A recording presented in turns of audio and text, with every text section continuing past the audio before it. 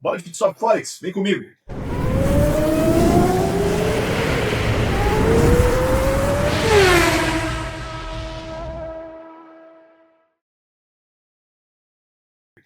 Fala pessoal, Malcriado aqui, tudo bem com vocês? Pessoal, esse é o Pit Stop Forex, a sua parada semanal de mercado Forex e mercado mundial, onde você vai estar encontrando tudo que você precisa saber para estar começando a semana bem informado e um fechamento de semana na sexta-feira com tudo que aconteceu durante a semana, a gente fazendo um comparativo do que a gente esperava que fosse acontecer. Na sexta-feira a gente faz o fechamento e toda segunda-feira a gente vai ter aqui um preparo do que vai acontecer de melhor durante a semana para você estar começando o seu dia preparado. Então, se você ainda não segue o nosso canal, clica aí embaixo aí para se inscrever.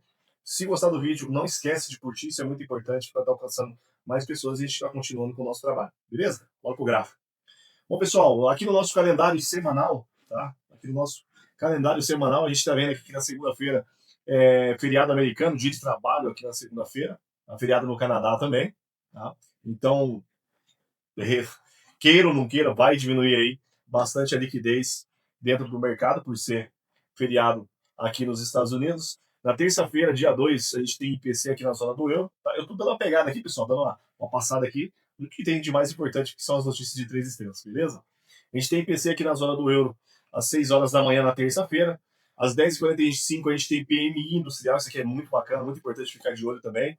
Às 11 horas a gente tem PMI industrial e SM, tá? Mês de agosto, aqui no dia 2 de setembro. Na quarta-feira, o que a gente tem de mais importante aqui na zona do dólar, ofertas de empregos jobs, tá? No dia 3. No dia 4, aqui na quinta-feira, a gente tem variação de emprego privado, a gente tem pedidos iniciais para o seguro-desemprego, a gente tem PMI de setor de serviço, a gente tem PMI de SM não manufatura e estoque de petróleo bruto, isso aqui é a pintura pelo que a gente opera, né? De mais importante aqui, esse estoque de petróleo não tem tanta relevância assim. E a gente tem o balanço patrimonial do Federal Reserve, tá? Esse aqui na quinta-feira, então eu acho que na quinta-feira aqui é pancadaria, tá?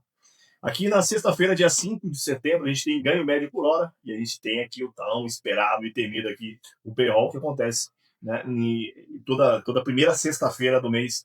Para quem não sabe, então aqui na quinta e na sexta-feira vai ser pancadaria aqui dentro do mercado, tá? Que a gente vai ter na quinta-feira, como eu disse, só para relembrar, a gente tem variação de emprego, a gente tem pedidos iniciais para o seguro-desemprego, a gente tem PMI, setor de serviço, PMI, não manufatura, tá? Isso aqui às 11 horas.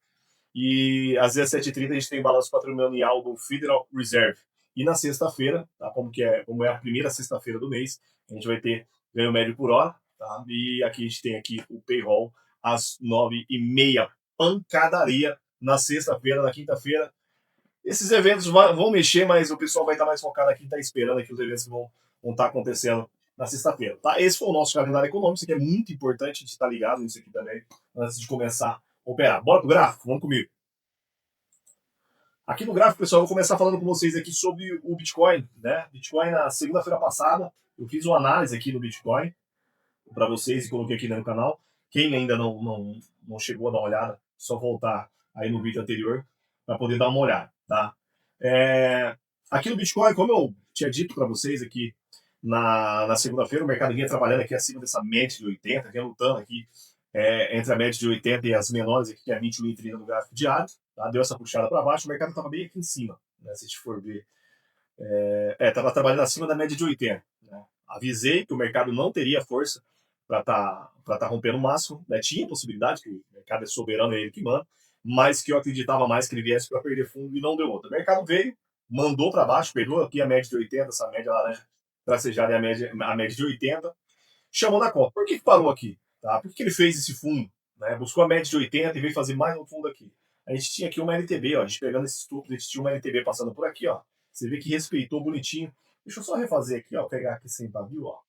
Você vê que bate até mais bonitinho ainda. Tá vendo? Pegando esses tubos aqui, o mercado veio, chegou bem próximo, voltou para testar a média de 80, que tentou até superar e buscar a 21,30. Tinha alertado que a média de 21 tinha perdido força aqui acima da média de 30 e estava vindo para buscar, né, a média de 30, e ela começando a trabalhar abaixo aqui da média de 30, com esses fundos renovados aqui, entraria aí para uma tendência forte de baixo, né? O mercado voltou, testou 80 e já mandou para baixo, volume grande de venda aqui. Tentou dar um repique, segurou aqui nessa LTB, tá? Aqui voltou para testar também aqui, ó, esse pivô de baixo, desenho aqui um pivôzinho de baixo no gráfico diário, testou aqui, né, perdeu ele, ó, para cima, acionou o pivô de baixo, voltou para testar aqui o fundo rompido e perdeu força já. Agora tem a grande possibilidade aí de vir dar mais uma puxada para baixo, próximo alvo, médio de 200 do gráfico diário, ali na região dos 100 bola, mais ou menos, ali 101 bola. Tá? Então, bora ficar de olho no Bitcoin. E como eu alertei na segunda-feira passada, ele realmente aí ele tava perdendo força na ponta compradora ali, né? Tinha dado até esse repique grande que fechou acima das médias, mas aí tá vindo para uma correção, acredito eu, que ainda maior, beleza? Vamos dar uma olhada aqui agora no Shaw, uma olhada no Shaw, gráfico diário, Shaw, essa semana, misericórdia, hein? Que puxada no Shaw aí, com o tanto de coisa que vem acontecendo aí, extra calendário econômico, com Trump mandando diretora do, do Banco Central americano, uma bagunça, tá? Um monte de coisa que vem acontecendo aí e deu ali condições para o Shaw tá vindo mais uma vez, tá? Mais uma vez, vim tentar romper aqui, buscar ali uma máxima histórica, né? O Shaw vindo com bastante volume de compra, tá? Vindo com bastante volume de compra, fechou aqui na região do topo, onde já rejeitou algumas vezes e tudo mais. Eu acredito que o Shaw ainda não vem ainda para buscar, para romper, né, e fechar acima desses topos aqui de máximo histórico. Tá? Depois dessa puxada, já se afastou bastante da média de 21 com a média de 30. E eu acredito que tem a possibilidade, né, e seria até algo bem saudável que ele, de repente, está vindo buscar aqui uns 50% de fibra, encontrar com média de 21 aqui no meio do caminho. Tá? Então, Shaw a gente olhando ali no intraday, ali, misericórdia, né? Que puxada linda deu o Shaw. Vamos colocar aqui no 30 do Shaw, vamos dar uma olhada. Olha isso, né? Gráfico de 30 minutos do Shaw. Que puxada. Passou aqui por 1, 2, 3 horas a fio subindo direto, né? Sem nem voltar para testar 50% de fio. Né? Esse foi o Shaw na sexta-feira. Vamos dar uma olhada aqui no SDJPY também. O SDJPY também no gráfico diário. Lembra que eu falei para vocês que aqui na segunda-feira passada o Shaw estava trabalhando aqui entre a média de 400 do gráfico diário como uma resistência e como suporte tinha média de 80. O mercado tentou já até jogar abaixo. Ó, tá? Fechou, ele veio até que abriu com gap de baixo. Né? Ele abriu com gap de baixo, tentou chamar na venda, o mercado defendeu, chegou até a testar ali a média de 30, né, aqui do gráfico diário. Ó. Teve uma grande rejeição aqui na parte da tarde, né? E acabou fechando aqui com bastante sombra na parte superior, mas de qualquer forma, ainda acima da média de 80, né? Ele vem trabalhando dentro de uma acumulação e fazendo aqui, do meu ponto de vista, fazendo um padrão de alargamento aqui, né? Você pode ver aqui que ele está fazendo um padrão de alargamento aqui. Né? Então a gente sabe que isso aqui, para onde romper, né? Para onde ele puxar com mais volume, geralmente é para onde que pega a tendência para poder ir. Até que os volumes não estão mostrando muita coisa aqui embaixo. Né? O volume diário não tem assim um volume que se destaca. Né?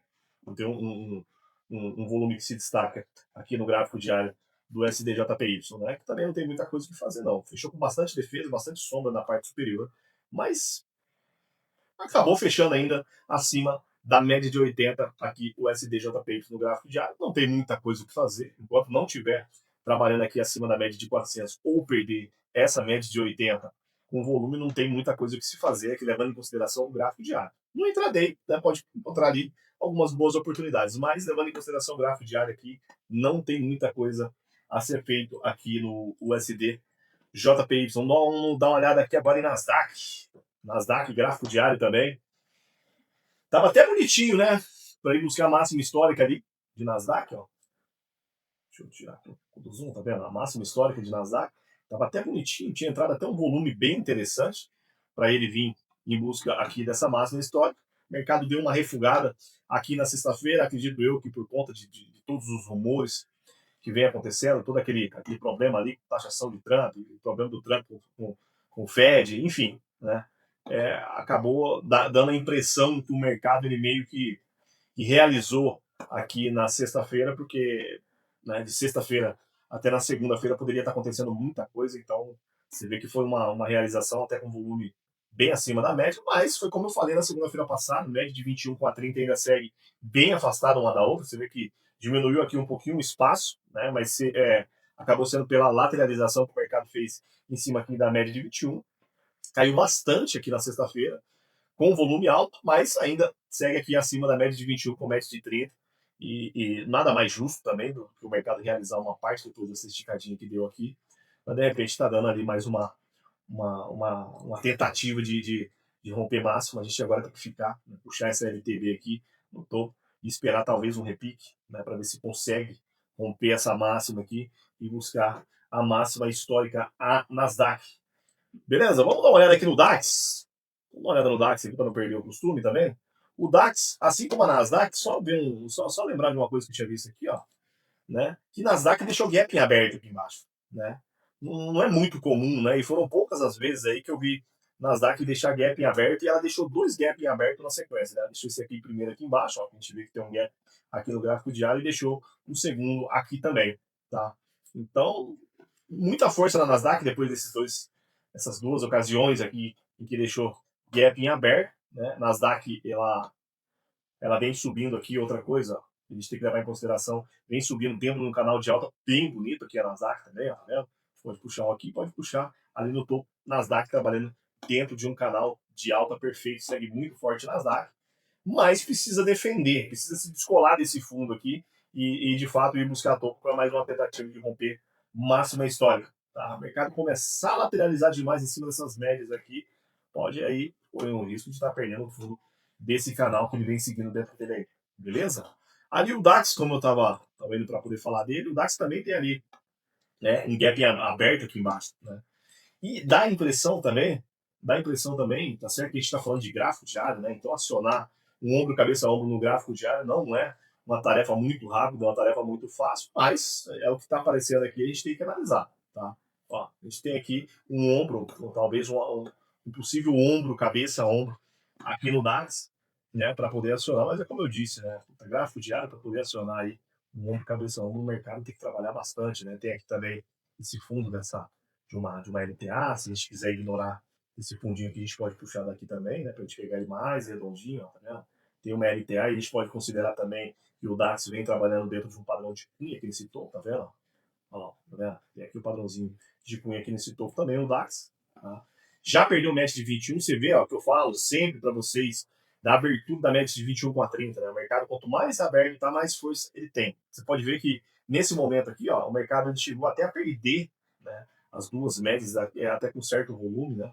Se distanciou até, de certa forma, bastante da 21 com a 30, e mesmo assim a 21 não trabalhou abaixo da média de 30. Tá? Então o mercado voltou a subir, tá? Voltou a subir e começou a trabalhar novamente acima delas, chegou a perder de novo, chegou a perder força. E nesse momento, a média de 21 perdeu força e já está meio que a um passo de começar a trabalhar abaixo da média de 30.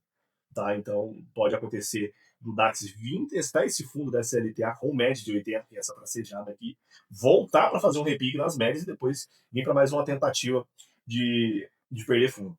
Tá, pessoal, por enquanto é isso. A gente falou aqui de Bitcoin, falou de Shao, falou de USDJPY, falamos de Nasdaq e também falamos aqui do DAX, tá? Mais uma vez eu peço a vocês que quem ainda não é inscrito, que se inscreva no nosso canal para poder ajudar a fortalecer, tá? E dar aí força para a gente continuar nesse projeto gratuito, né? Quem gostou do conteúdo, dá um joinha, dá um curtir aí também e, e até o nosso próximo pit stop de mercado. Beleza, pessoal? Gratidão, fique com Deus e até a próxima. Valeu!